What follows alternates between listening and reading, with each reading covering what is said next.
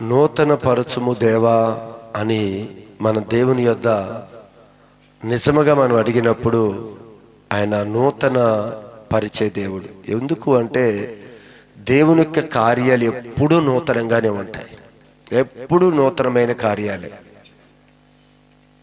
పాత కార్యాలు కాదు, ఎప్పటికప్పుడుగా దేవుడు దాన్ని నూతన పరుస్తూనే ఉంటాడు. కనుక దేవుడు ఆ నూతనమైన కార్యాలు మన జీవితంలో జరిగించాలి అంటే మనకు కూడా ఎలా ఉంటే నువ్వు నూతన పరచబడతావు అనే విషయాన్ని చాలా సందర్భంలో ప్రభు మాట్లాడినా ఆ మాటల మీద అంత దృష్టి పెట్టకపోవటం వలన మనం నూతన పరచబడలేకపోతూ ఉన్నాం. గత సంవత్సరంలో ఒకవేళ నూతన పరచబడకుండా మనం అలానే సంవత్సరాలు నెలలు దాటుకుంటూ వచ్చినట్లయితే ఖచ్చితంగా ఈ మొదటి ఆదివారం, ఈ నూతన సంవత్సరంలో ఈ మొదటి ఆదివారమే ప్రభు చెప్తున్న సూచనలని మనం గమనించగలిగితే మనతో మాట్లాడే దేవుడు ఎంత శక్తిమంతుడో మనకు అర్థమైతే ఆయన తన కార్యాలని ఈ భూమి మీద ఎలా చేయగలడో మనకు అర్థమైతే ఖచ్చితంగా ప్రభు మనందరినీ నూతన పరుస్తాడు. చూడండి, బైబిల్ గ్రంథంలో ద్వితీయోపదేశ కాండము 10వ అధ్యాయాన్ని ఒకసారి మనం చూద్దాం.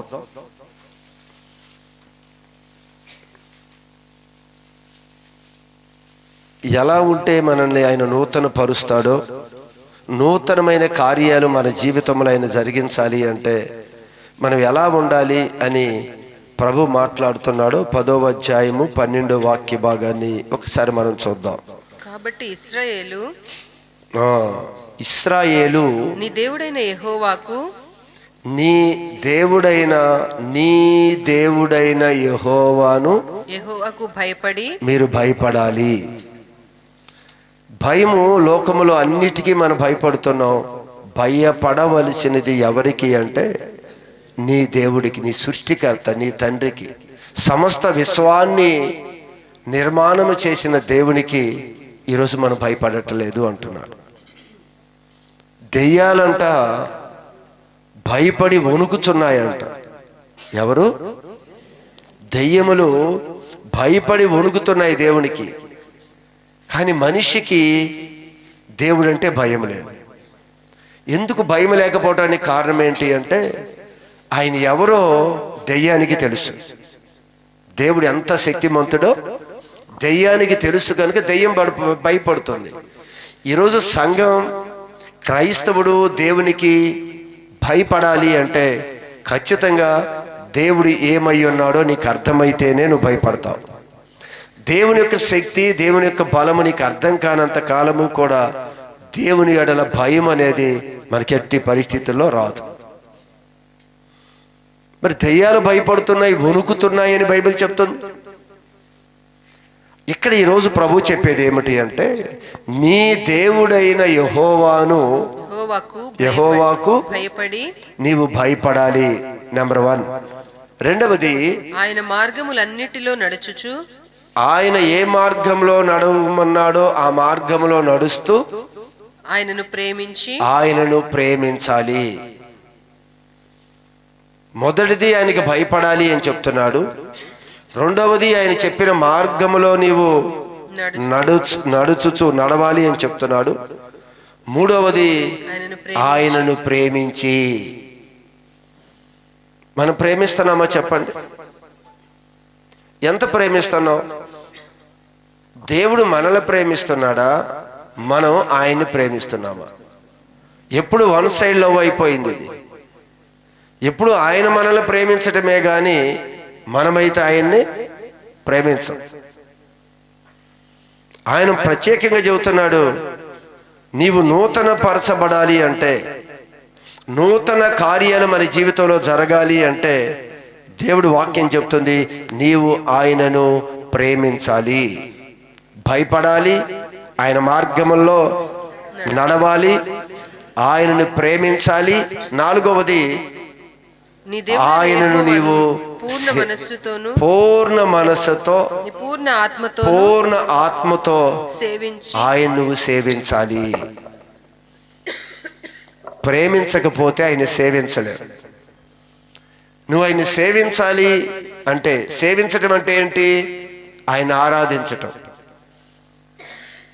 ఆయన ఎడల భక్తి కలిగి ఉండటం. నువ్వు ఆయన్ని సేవించాలి అంటే ఆయన నువ్వు ప్రేమించనిది నువ్వు సేవించలేవు.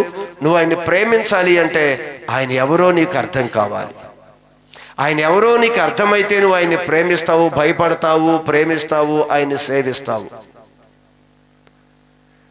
మరొక 5వ మాట ఏం చెప్పారు అంటే అక్కడ, నీ మేలు కొరకు నేడు నేను నీకు ఆజ్ఞాపించు, నేను ఏదైతే నీకు చెప్తున్నానో ఆజ్ఞాపిస్తున్నానో ఆ యెహోవా కట్టడలను, ఆయన చెప్పే ఆ మాటలని, ఆజ్ఞలను, అదిగో ఆయన వాక్యాన్ని నువ్వేం చేయాలి? అనుసరించి నడుచుకొందును. అనుసరించి నడుచుకోవాలి. అను మాట కాక, ఇది కాక నీ దేవుడైన యెహోవా, నీ దేవుడైన యెహోవా నిన్ను మరి ఏం అడుగుచున్నాడు? నిన్నేమడుగుతున్నాడు? ఆయన అంటాడు, నేను ఇదే కదా నిన్ను అడుగుతుంది. అసలు నిన్నేమన్నా అడిగానా నేను? చూడు, నా మాట అన్నప్పుడు దేవుని యొక్క ప్రేమ చూశారా? నేను ఏదో నిన్ను అడగటలేదు, నువ్వు ఇది చేస్తే, అందుకే అక్కడ నీ మేలు కొరకు. ఎందుకు ఈ విషయాలు చేయమంటున్నాడు? నీ మేలు కొరకు నేను నీకు ఆజ్ఞాపించు, నేను నీకు ఆజ్ఞాపించే ఈ ఆజ్ఞలు నువ్వు జాగ్రత్తగా అనుసరించు. ఇది కాక నీ దేవుడైన యెహోవా, నీ దేవుడైన యెహోవా నిన్ను మరి ఏం అడుగుచున్నాడు? నిన్ను మరి ఏం అడుగుచున్నాడు? ఇంకేం అడగట్లేదు ఆయన నిన్ను. ఏదో ఇవ్వమని, ఏదో కావాలని దేవుడు మన దగ్గర కోరుకోవటం లేదు. ఆయన అడిగేవి ఇవే. కానీ ఈరోజు మనము వీటిని ఆయనకి ఏ విధంగా ఇస్తున్నాం? పూర్ణంగా ఇస్తున్నామా, అసంపూర్ణంగానా? మన దేవుని ఎలా సేవిస్తున్నామండి? అంత అసంపూర్ణమే. దేవుని ఎలా ప్రేమిస్తున్నాం? అసంపూర్ణంగానే. దేవుని మాట ఎలా వింటున్నాం? అసంపూర్ణంగానే. ఏది సంపూర్ణంగా? ఎలా నూతన పరచబడతాం? ఆయన అంటాడు, నీ మేలు కొరకే నేను చెప్తున్నాను కదమ్మా, ఇంతకన్నా నేనేం అడుగుతున్నాను నిన్ను? నేనేం అడగటలేదే. నేను చక్కగా ఈ విధంగా నువ్వు నడుచుకుంటే దేవుడు ఎప్పుడూ నూతన పరిచి ఆయన మనతో ఉంటాడు కదా. అసలు మనం యోగ్యులమా? దేవుడు ఎంత ప్రేమిస్తున్నాడు, మనం ఎంత యోగ్యులమని? అసలు దేవుడిని ఎందుకు ప్రేమిస్తున్నాడు మనల్ని? చదవని, కంటిన్యూ చేయండి. చూడుము, చూడుము, ఆకాశము, ఆకాశము, మహాకాశము, మహాకాశము, భూమియు అందున్నదంతయు, అందులో ఉన్నదంతయు నీ దేవుడైన యెహోవావే. అన్నీ కూడా ఆయనవే. చూశారు ఎంత చక్కగా రాస్తున్నాడు. అసలు నిన్ను కోరుకుంటుంది ఇదే అని చెప్తూ, అసలు మనం చూస్తున్న ఆకాశమైనా, మహాకాశాలైనా, ఈ భూమి అయినా, వీటన్నిటిలో ఉన్న సమస్తము నీ దేవుడైన యెహోవావే, ఆయనవే. ఆయనకు భయపడు, ఆయన్ని ప్రేమించు, ఆయన సేవించు, ఆయన మార్గంలో నడు, ఆయన కట్టడలను, ఆయన మాట యందు పూర్ణ హృదయముతో నీవు అనుసరించు. ఇదే కదమ్మా నేను కోరుకునేది అని ఈ నూతన సంవత్సరము మొదటి ఈ పునరుత్థాన దినమందు దేవుడు నీతో నాతో మాట్లాడుతున్న మాట, బతిములు ఆడుకుంటున్నాడు ఆయన. ఎంత ప్రేమో తెలుసా? ఈరోజు తల్లిదండ్రులు కూడా పిల్లలు బతిములు ఆడుకుంటారు. అరే నా మాట విన్నమ్మా, అలా చేయొద్దు, ఇలా చేయొద్దు, నువ్వు లైఫ్లో మంచిగా సెటిల్ అవ్వు, కనుక నువ్వు అది మానేవే, నువ్వు ఎలా చెయ్యని తల్లిదండ్రులు బతిమలాడతారు పిల్లలని. బెత్తం తీసుకునే రోజులు పోయాయి. ఏం చేస్తారు పిల్లల్ని? ఇప్పుడు బతిమలు ఆడుకుంటాం. దేవుడు కూడా బతిమలాడుతున్నాడు. బెత్తం వాడినంత కాలము తన ఒళ్ళుని దేవుడికి అప్పగించేస్తున్నారు. కానీ దేవుడు ఇప్పుడు వర్షం మార్చారు అంటాడు, బతిమలాడుతున్నాడు మనల్ని. ఇదే కదా నిన్ను కోరుకుంది, ఇదే కదా నిన్ను కోరుకుంది. ఆ మాటలు నీ హృదయాన్ని కదిలించటలేదా? అయ్యో, దేవుడు నన్ను బతిమలాడుకుంటున్నాడే, నిజంగా నేను ఇన్ని సంవత్సరాలు నా ఆత్మీయ జీవితంలో ఎందుకు ఈ స్వభావం నాలో రావటం లేదు? దేవుడు ఇన్ని హెచ్చరికలు ఇచ్చినా కూడా అన్నీ ఆయనవి కదా, అవన్నీ నావి, అన్ని దేవుడు అని ఇక్కడ భక్తులు కూడా దేవుని గురించి తెలియజేస్తూ ఉన్నారు. ఏమేమంట ఆయనవి? ఆకాశము ఆకాశము మహాకాశము మహాకాశము భూమియు భూమి అందున్నదంతయు అందులో ఉన్నవన్నీ, ఈ సూర్యుని కింద, భూమి పైన, భూమి లోపల, సూర్యుని అవతల సమస్త విశ్వములో ఉన్నవన్నీ కూడా నీ దేవుడైన యెహోవావే. ఆయనవే, మన దేవుడివే. అయితే ఇవన్నీ కూడా, ఈ సృష్టి దేవుని యొక్క స్వరం బాగా తెలుసండి వాటికి. ఇవన్నీ నావే అంటున్నాడు కదా, వాటన్నిటికీ దేవుని యొక్క స్వరం తెలుసు. ఆయన మాట వింటాయి అవి. ఆయన మాట్లాడగా ఆకాశము వర్షాన్ని ఇస్తుంది. సమస్త సృష్టి ఆయన స్వాధీనంలో ఉంది కదా. మనం ఈరోజు ఆయన ప్రేమించకపోతే, ఆయన సేవించకపోతే, ఇప్పుడు ఆయనవన్నీ మనం ఎలా అవుతాయి? ఆయనవన్నీ మనయే అని చెప్పాడు కదా. ఆయన అన్నీ మనవి కావాలి అంటే ప్రభు చెప్తున్నాడు, ఇదే కదా నిన్ను కోరుకుంటుంది, ఇవన్నీ నేను నీకు ఇస్తాను, నీ కొరకు ఇవన్నీ కూడా. రాత్రి ఉపవాస దినంలో కూడా అదే చెప్పాను. సమస్త విశ్వము మనిషి కొరకు నిర్మాణం చేశాడు దేవుడు, కానీ మనిషిని దేవుడు తన కొరకు నిర్మాణం చేసుకున్నాడు. సమస్త విశ్వాన్ని మనిషి కొరకు తయారు చేసి మనిషిని నిలబెట్టాడు. ఆ మనిషి దేవుని కొరకు. ఆ మనిషికి ఆయన చెప్తున్నాడు, అన్నీ కూడా ఆ మనిషి అనుభవించాలి. అందుకే అన్నీ ఆయనవి. వాటన్నిటికీ కూడా దేవుడు ఎవరో తెలుసండి. దేవుడు ఎవరో తెలుసు. అవి దేవుడి యొక్క ఆజ్ఞ లేనిది అవి మనకేమీ చేయవని.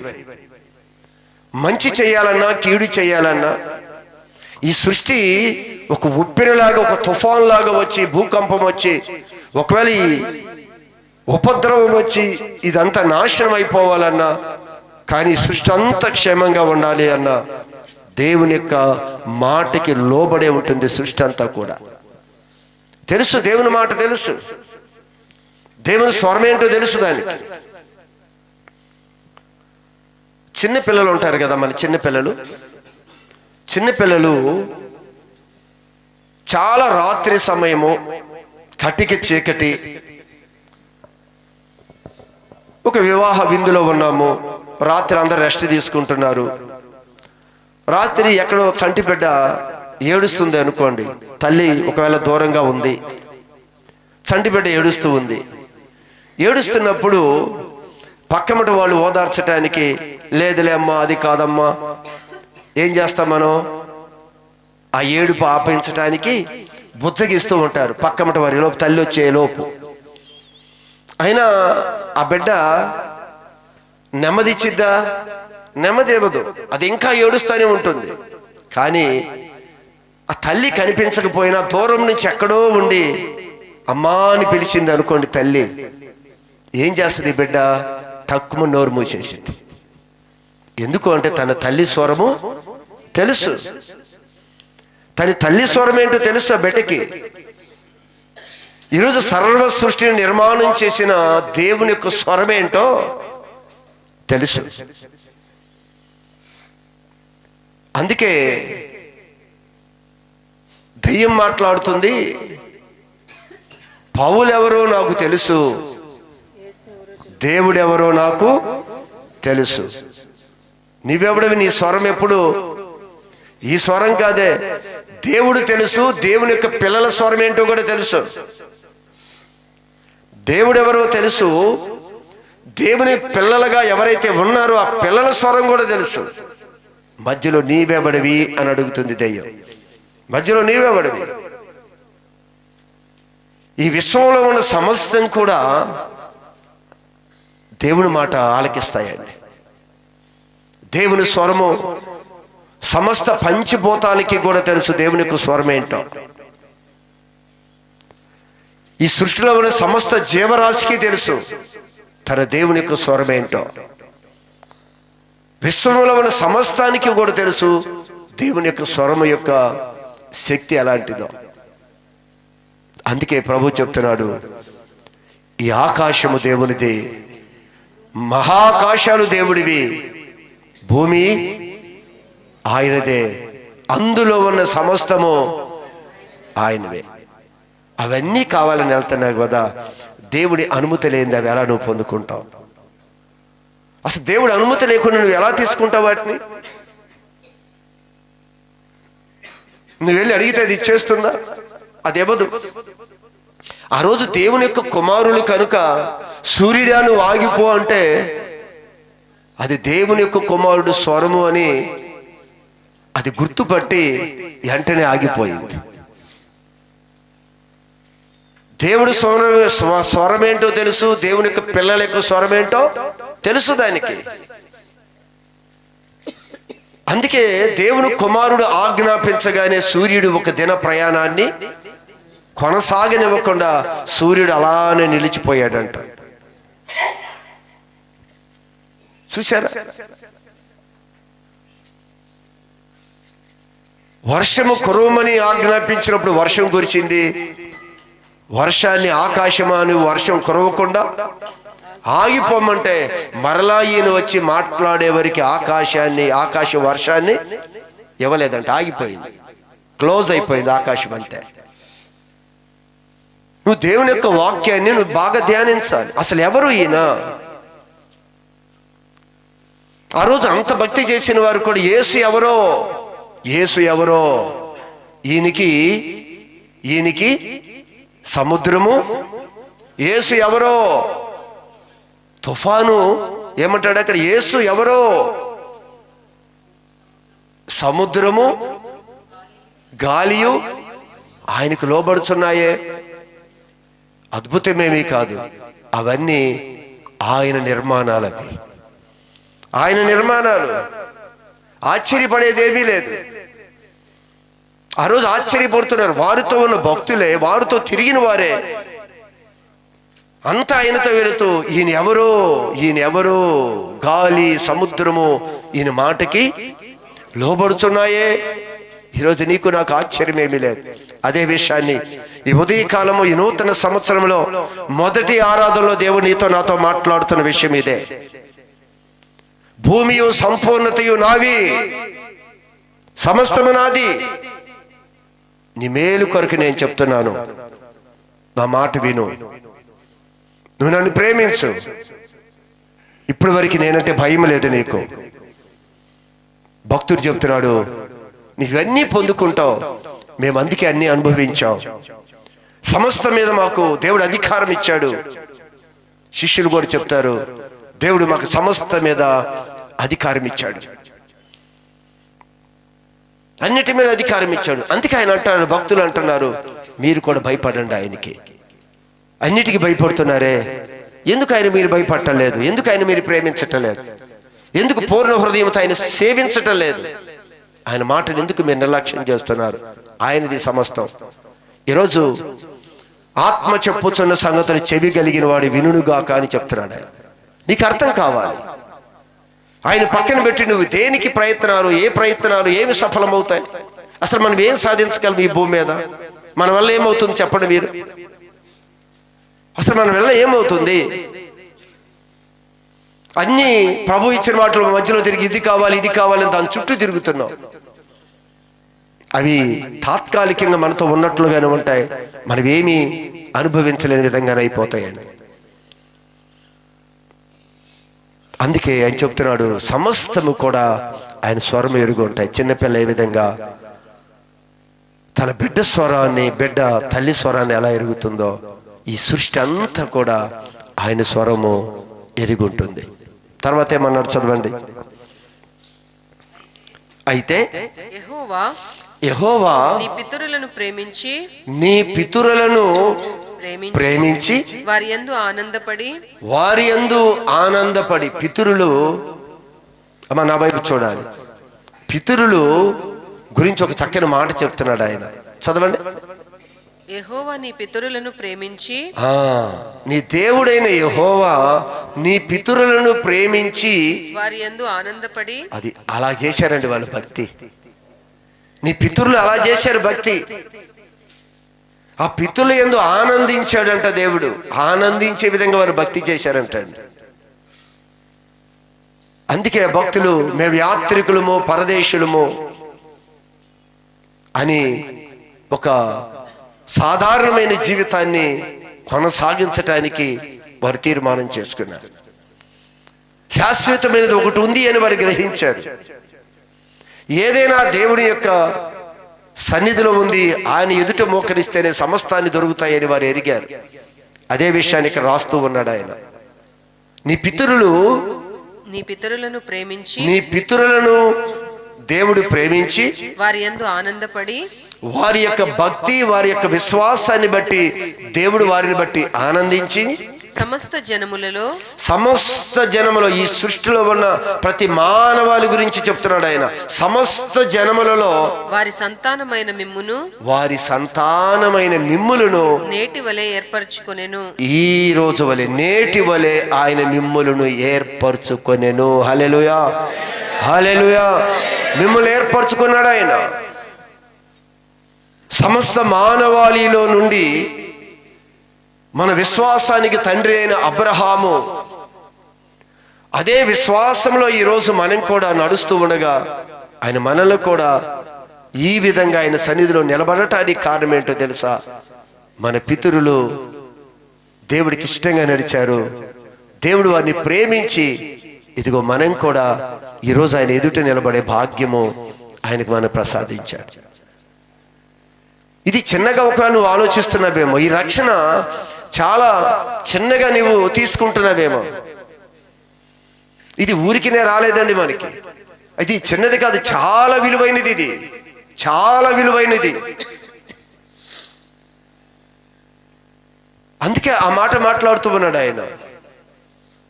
ఇది చాలా విలువైనది, ఇది మనం గ్రహించగలగాలి. అందుకే ఆ మాట చూశారా? మీరు ఇప్పుడు ఈ విధంగా ఏమంటాడు అక్కడ? నేటి వలె ఇలా నా సన్నిధిలో కూర్చునే విధంగా మిమ్మల్ని ఏర్పాటు చేసుకున్నాను. ఇదిగో ఈ విధంగా మీరు నా సన్నిధిలో కూర్చునే విధంగా. ఇది చిన్న విషయంగా మీరు భావిస్తున్నారేమో. ఈ విధంగా దేవుడి సన్నిధిలోకి వచ్చి కూర్చోవటం అనేది ఒక సామాన్యమైనది అనుకుంటున్నారేమో. ఇది అసాధారణమైనది. దేవుని కుమారులుగా దేవుని కుమార్తెలుగా ఆయన ఎదురు కూర్చుంటం అనేది ఇది సాధారణమైన విషయం కాదు. కాబట్టి మనల్ని ఈ నూతన పరచాలి అంటే దేవుడు మనం ఎలా ఉండమంటున్నాడు అక్కడ మాట్లాడుతూ ఉన్నాడు. కాబట్టి అంటే అందువలన మిమ్మల్ని అందరిని కూడా ఈ విధంగా నేను ఈ విధంగా కూర్చునే భాగ్యం ఇచ్చాను కదా. మీలో ఏ మంచితనము లేకపోయినా కూడా నేను నిన్ను ప్రేమించి నా సన్నిధిలో కూర్చోబెట్టుకున్నాను కదా. నా నామాన్ని నీకు ఇచ్చాను కదా, తండ్రి అని పిలిచే భాగ్యం నీకు ఇచ్చాను కదా అంటూ, కాబట్టి మీరు సున్నతి లేని మీ హృదయమునకు సున్నతి చేసుకోవాలి. ఏమి లేదు, మారు మనసు లేదు. మీ మనసు ఇంకా మారటం లేదు. ఏదో ఆలయానికి వస్తున్నా వెళ్ళిపోతున్నామని మీరు అనుకుంటున్నారు. సున్నతి లేని మీ హృదయానికి సున్నతి జరగాలి. ఆ మారు మనసు రావాలి, మనసు మార్చుకోవాలి. మీరు ఇంత భాగ్యం నేను ఇచ్చాను కదా. మీ పితరులు నన్ను ప్రేమించారు, వారిని బట్టి మీకు ఎంత భాగ్యం నేను ఇచ్చాను కదా. ఇది అల్పమైనది మీరు అనుకుంటున్నారేమో. కానీ అంటున్నాడు, మీ హృదయములను సున్నతి లేని మీ హృదయమునకు సున్నతి చేసుకొని ఇక నుండి ఈ నూతన సంవత్సరంలో ఈ మొదటి ఆదివారము, ఈ మొదటి పునరుద్ధాన దినమందు దేవుడు నీకు తెలియచేస్తున్న ఒక సమాచారం ఇది. ఇప్పుడు నీవు నీ హృదయానికి సున్నతి లేదు, సున్నతి చేసుకో. దేవుని యొక్క ఒక హెచ్చరిక, దేవుని యొక్క పిలుపు, దేవుని యొక్క ఒక ఆలోచన మనకి తెలియజేస్తూ ఉన్నాడు ఆయన. మనం అనుకోండి, ఎందుకు సున్నతి లేదు? నేను బాప్తీసం తీసుకున్నాను కదా, నాకెందుకు లేదు మారు మనస్సు అని మనం అనుకోవచ్చు. కానీ దేవుడు చెప్తున్నాడు, వీరందరూ సున్నతి పొందలేదా? ఆల్రెడీ సున్నతి పొందిన వారే. కానీ వీరితో దేవుడు అంటున్నాడు, మీరు హృదయములకు సున్నతి లేదు అని చెప్తున్నాడు. శరీరానికి సున్నతి చేసుకున్నారు మీరు. శరీరానికి దేవుడు చెప్పిన విధంగా సున్నతి అయిన వారు వీరందరూ కూడా. శరీర సంబంధంగా బాప్తీసం తీసుకున్న వారు మనందరం కూడా. హృదయానికి బాప్తిస్మ లేదు, హృదయానికి సున్నతి లేదు. ఎలా నూతనపరచబడతాం? మనం ఈ సున్నతి పొందకపోతే, ఈ మనసుని మార్చుకోకపోతే నూతన పరచటము సాధ్యము కాదు అని చెప్పాడు. మీ హృదయాలను, మీ జీవితాన్ని నూతనపరచడం సాధ్యం కాదు. రక్షింపబడిన మనము ఒకవేళ మనస్సుని దేవుడి యొద్ద నుంచి వెళ్ళి బయటికి వెళ్ళిపోతున్నామేమో. ఆయన అంటున్నాడు అక్కడ, సున్నతి లేని మీ హృదయమునకు సున్నతి చేసుకొని ఇక మీదట ముష్కరులు కాకుండుడి. ఇక మీదట ఈ నూతన సంవత్సరంలో, ఈ నూతన సంవత్సరం యొక్క మొదటి ఆదివారంలో నువ్వు ఉన్నావు, మొదటి వారంలో మనం నిలబడి ఉన్నాం. ఇక నుండి ఇక మీదట ఈ దినాన్ని నువ్వు ప్రారంభిస్తున్నావు, కొత్త సంవత్సరంలోకి వెళుతున్నావు కదా. నువ్వు నీ కుటుంబం నూతనపరచబడాలి. సున్నత లేదు ఇప్పుడు వరకు. శరీరానికి సున్నత అయింది కానీ నీ హృదయానికి సున్నత లేదు. బాప్తిసం అయితే తీసుకున్నావు, మనసు అయితే సంపూర్ణంగా ఇంకా మారలేదు. అయితే ఆయన చెప్తున్నాడు ఇప్పుడు, ఇక మీదట ముష్కరులు కాకుండా. ముష్కరులు అంటే వంగని తరము అంటాడు, మెడ వంగని వారు ముష్కరులు అంటే ఎన్ని చెప్పినా సరేలే, మొండివారు, మొండితనం, సరేలే, ఏది చెప్పినా నిర్లక్ష్యం. అయితే అలా ఉన్నామంట మనం కూడా. మనం చూడండి, ఇప్పుడు ఎన్ని గద్దించామా అలానే చెప్తారులే, అంతే. వారిని ఏమంటున్నాడు తెలుసా? ముష్కరులు. ముష్కరుల వల్లే మీరు ఉండొద్దు. మెడ వంచని వారు. ఎన్ని చెప్తున్నా కూడా ఆ మాటని బట్టి నాకు భయపడేవారు ఎక్కడా, నాకు భయపడేవారు ఎక్కడా. అందుకే మొదట్లోనే చెప్పాడు, మీరు నాకు భయపడాలి. నాకు భయపడేవారు ఎక్కడా అని అడుగుతున్నాడు ఆయన. అందుకే ఆయన అంటాడు, ముష్కరులు కాకుండుడి. ఎలా అంటే నీ దేవుడైన యెహోవా పరమదేవుడును. జాగ్రత్తగానే, మీ ఆరాధించే మీ దేవుడు ఎవరో మరలా పరిచయం చేయాలి. ఎందుకు ముష్కరులుగా ఉండొద్దో తెలుసా?